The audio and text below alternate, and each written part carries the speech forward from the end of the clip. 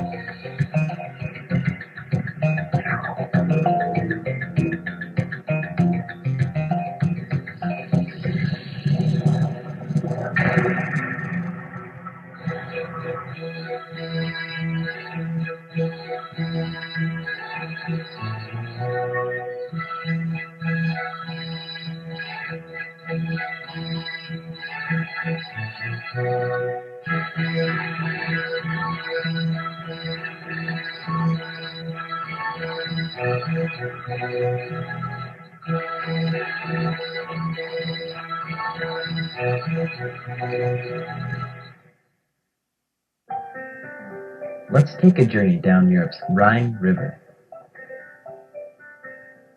The Rhine begins its route to the sea high in the Alps mountains of Switzerland.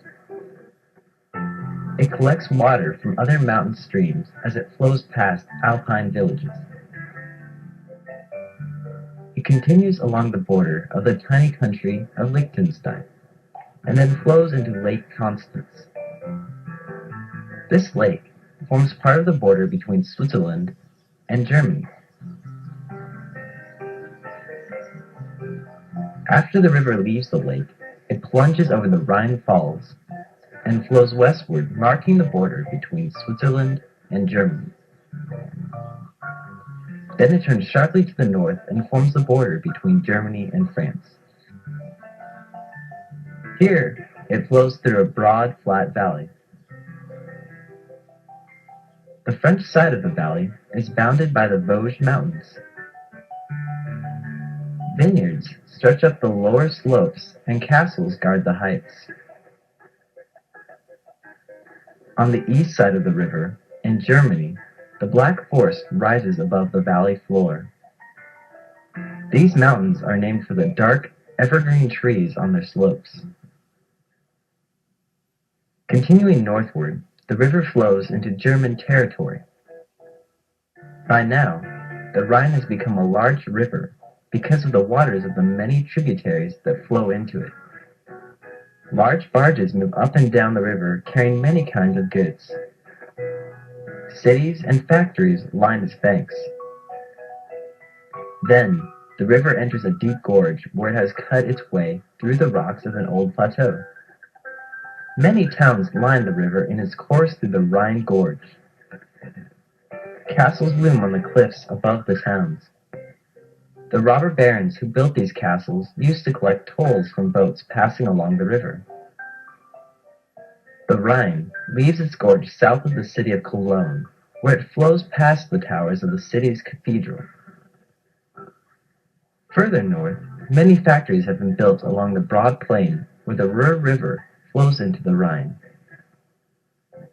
From here to the sea, the countryside is low and flat. Many barges move along the river as it turns westward and flows from Germany into the Netherlands. Here its waters are contained by high dikes built to protect towns and farmlands from floods. Much of the land by the river is below sea level. Windmills that used to pump excess water out of the fields still stand, but the job is done now by large electric pumps. Finally, near the city of Rotterdam, the Rhine enters the North Sea, which is part of the Atlantic Ocean. Our journey down the Rhine has shown us a great deal about the European landscape with its high mountains, hills, plateaus, and low flat plains. Human history has been shaped by these landscapes over thousands of years. People have also changed the landscape to meet their needs.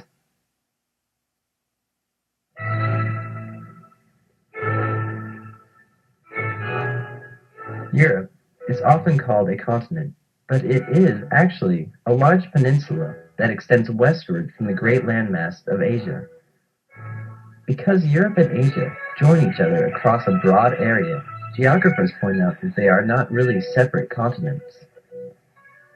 Instead, they make up a supercontinent called Eurasia.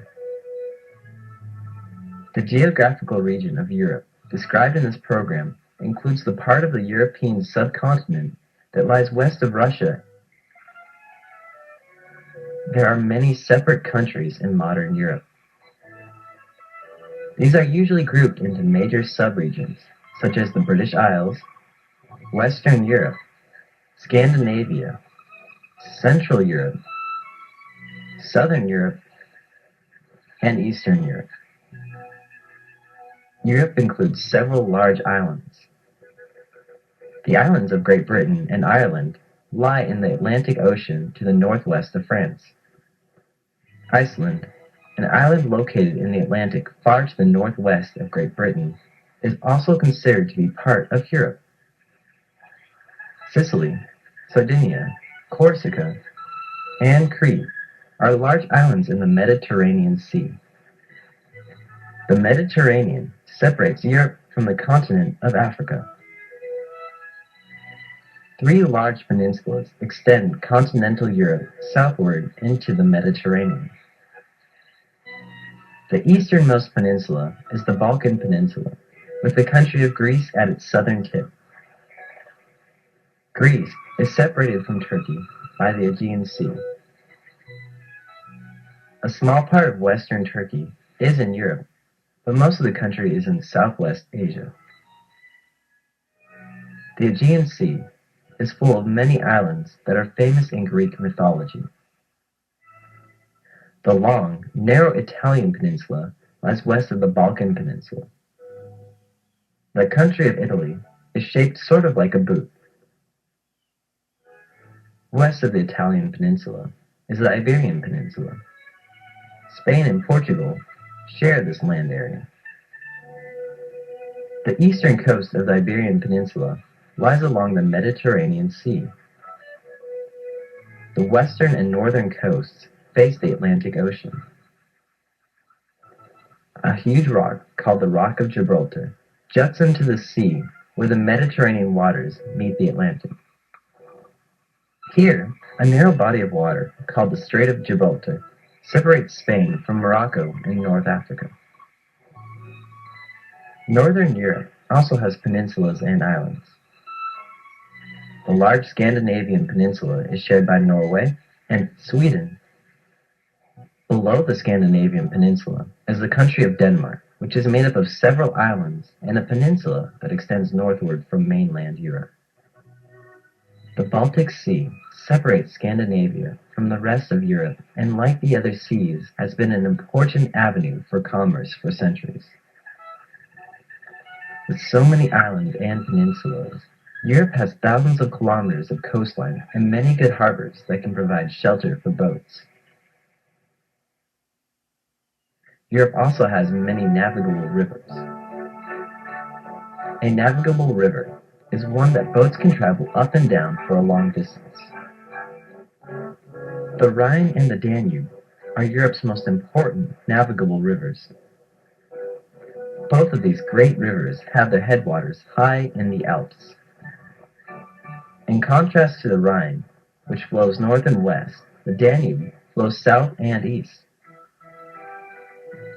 Other important European rivers include the Ebro, the Duero, and the Guadalquivir in Spain, the Loire and the Rhone in France, and the Elbe in Germany. Many great cities have been built along these rivers and along other smaller rivers. For example, Paris, the capital of France, lies along the Seine.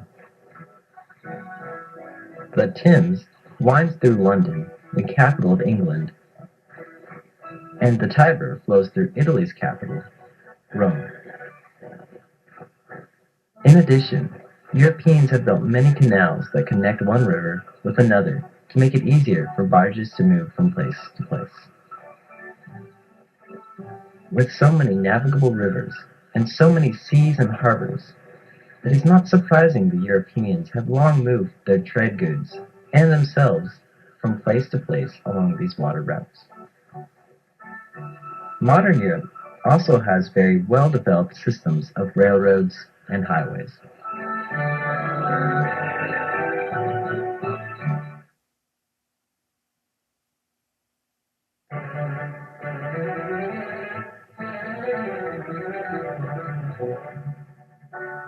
As a general rule, Europe has more mountains toward the south and large expanses of plains in the north. Let's look at some of the main mountain ranges. The Alps are a rugged mountain range that makes an arc north from the Mediterranean coast of France, then east through northern Italy, Switzerland, Austria, and southern Germany. Many alpine peaks have glaciers on them. These glaciers were much larger in the past. The melting glaciers left sharp-peaked mountains called horns. The valleys that were carved out by glaciers have steep slopes rising above them. The highest peak in the Alps is Mount Blanc. It is located between France and Italy. With a summit of 4,813 meters, it is also the highest mountain in Europe.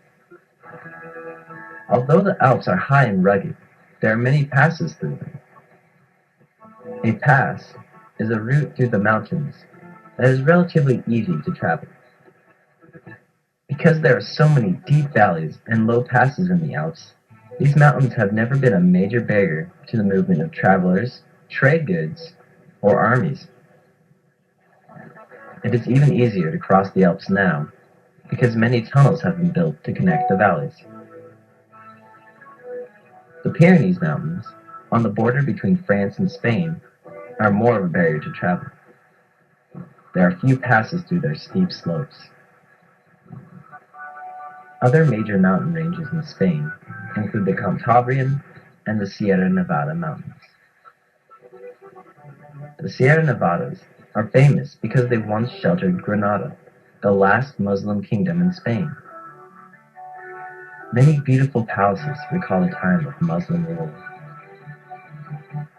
The Apennines are mountains that run through the center of the Italian peninsula.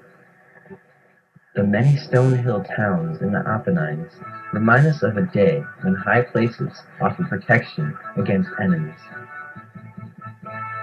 The Dinaric Alps run the length of the Balkan Peninsula. Other mountains are found in Scandinavia, Iceland, and Scotland. These northern mountains are not as high in elevation as the ones further south, but they are barren and rugged because they are at higher latitudes. Hills and low mountains are also found in parts of England, Belgium, and the countries of Eastern Europe. Agriculture in the hills and mountains varies with altitude, soil, and climatic conditions. Steep grassy areas above the elevation where trees do not grow well are used to pasture livestock. Cattle can be elaborately decorated when they are driven to the high mountain pastures for summer grazing and when they are brought back down to the valleys in fall. While the cattle graze high in the mountains, the grasses growing lower down the slopes are cut and dried to make hay. During the cold winters, the cattle live in barns and eat the hay. Many of the mountain slopes and hilly areas in Europe are covered with forests. These forests provide wood products and are also used for recreation. In some places, grapevines are grown on very steep slopes, which have stony soils that are not suitable for many other kinds of crops. The largest area of low, nearly level land in Europe is the Great North European Plain. Much of this plain was once covered by the continental glaciers. When the glaciers melted, they left an uneven land surface with depressions that are now small lakes. Parts of the North European plain are too sandy or low and marshy to be good for crop production. However, other areas have fertile soils and are used to grow wheat, sugar beets, and other crops. Smaller lowland areas are scattered throughout the subcontinent. The plain of Hungary is called the Puszta. It is noted for its traditional cattle and displays of excellent horsemanship. Italy has its broad Po Valley, and France has extensive plains along its southern Atlantic coast. Much of Spain is a plateau called the Meseta. Although it is fairly high in elevation, it is relatively flat. England and Ireland have substantial low plains areas.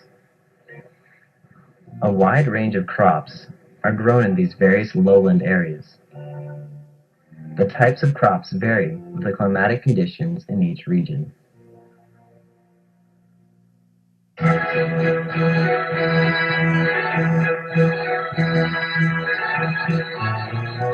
Most of Europe lies in the temperate zone of the Northern Hemisphere. As a result, there's a definite change of seasons throughout the year.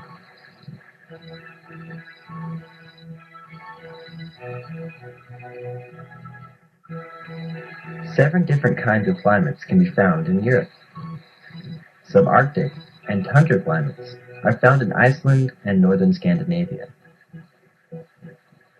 Coniferous forests are the natural vegetation of the subarctic regions, but the tundra climate has too short a growing season for trees to grow. Most of Western Europe has a marine west coast climate.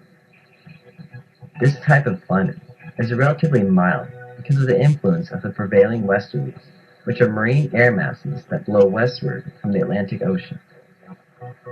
A north-blowing current carries warm ocean water along Europe's Atlantic coast. The prevailing westerly winds blow over this current, so they are fairly warm when they reach the land. Spring, in lands with marine west coast climates, is a long season with flowers and fruit trees blooming nearly a month before the deciduous trees sprout their leaves. Summer days are usually sunny and pleasant. It rarely gets extremely hot.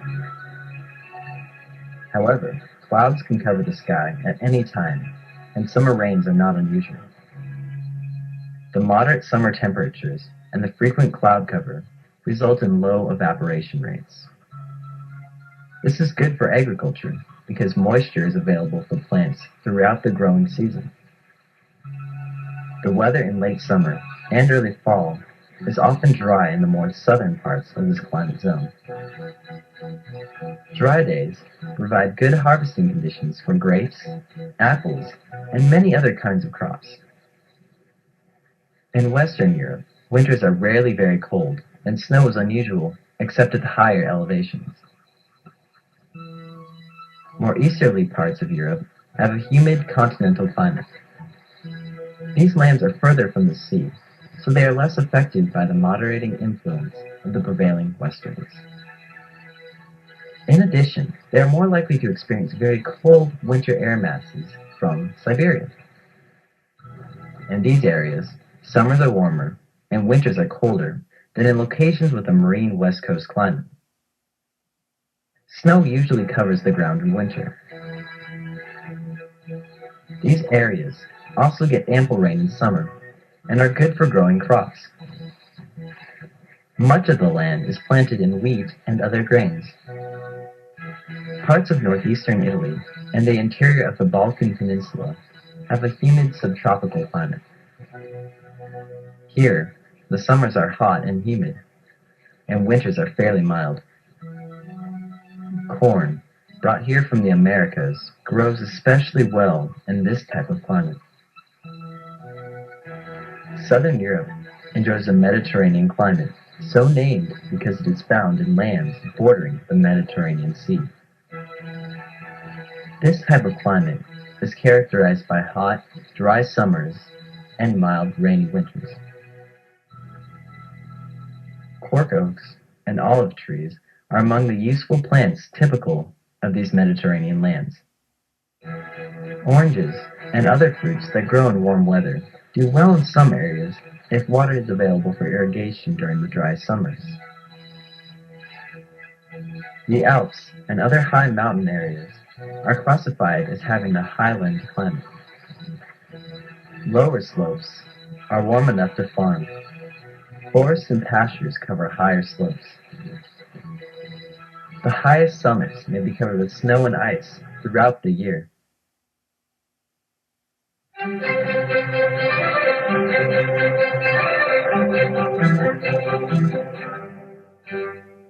In addition to extensive areas with climates and soils that are good for agriculture and forestry, Europe has benefited from extensive mineral resources. Coal from the coalfields of Western Europe helped fuel the Industrial Revolution in the late 18th century, and oil from the North Sea oil fields became an important resource in the 20th century. Today, there is more demand for energy resources than can be met with European coal, oil, and gas, so Europeans have turned to nuclear fuels and wind power to generate more electricity.